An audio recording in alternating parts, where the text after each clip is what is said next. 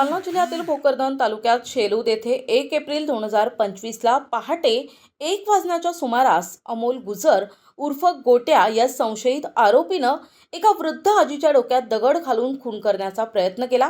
या घटनेत गंगूबाई बंशी जाधव या 75 वर्षीय आजी गंभीर जखमी झाल्या असून त्या रात्रभर त्याच बेडवर पडून होत्या। अमोल गुजर नावाच्या संशयित आरोपीनं तिच्या डोक्यात दगड घालून तेथून पळ काढला। ही घटना 2 एप्रिलला सकाळी उघडकीस येताच शेजाऱ्यांनी महिलेला भोकरदन येथील शासकीय रुग्णालयात उपचारासाठी दाखल केले। मात्र वृद्ध महिलेची प्रकृती चिंताजनक असल्यानं तिला पुढील उपचारासाठी छत्रपती संभाजीनगर येथील घाटी रुग्णालयात दाखल करण्यात आले। पारत पोलीस ठाण्याचे पोलीस निरीक्षक संतोष माने यांना या घटनेची माहिती मिळताच त्यांनी तातडीनं छत्रपती संभाजीनगर येथील घाटी रुग्णालय गाठून तपास केला आणि शेलूद येथील घटनास्थळी पोलीस टीम पाठविण्यात आली असून घटनेचा पंचनामा तयार करण्यात आलाय।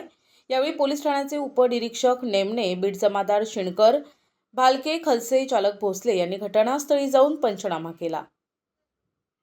या प्रकरणाचा पुढील तपास पारत पोलीस ठाण्याचे पोलीस उपनिरीक्षक नेमाणे करत आहेत।